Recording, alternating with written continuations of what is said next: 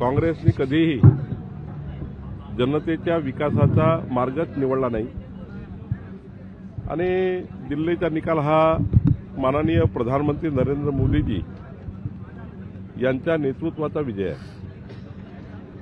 देशाच्या जनतेने हे स्वीकारलं आहे। डबल इंजिन सरकारच विकास करू शकतं आणि म्हणून महाराष्ट्राच्या आणि देशामध्येही आपण बघितलं, देशाच्या 75% भूभागावर भारतीय जनता पार्टीचे सरकार एवढा करता आले की मोदींच्या नेतृत्वामध्ये जनतेला आता विकास दिसतोय।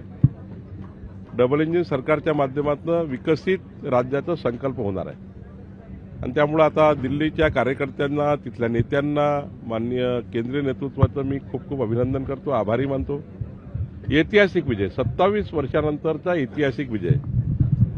भारतीय जनता पार्टीचा मुख्यमंत्री दिल्लीच्या तख्तावर या ठिकाणी असणार आहे आणि ज्या अपेक्षेने जनतेने आम्हाला मतं दिली आहे महाराष्ट्रात किंवा दिल्लीमध्ये, ती अपेक्षा भाजपच पूर्ण करू शकतं, मोदीजीच करू शकतात।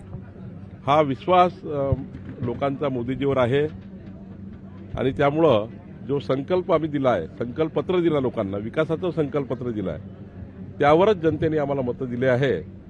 दिल्लीच्या विजयामध्ये हे आता नोंदला गेला आहे की देश आता मोदींच्या मागे उभा आहे।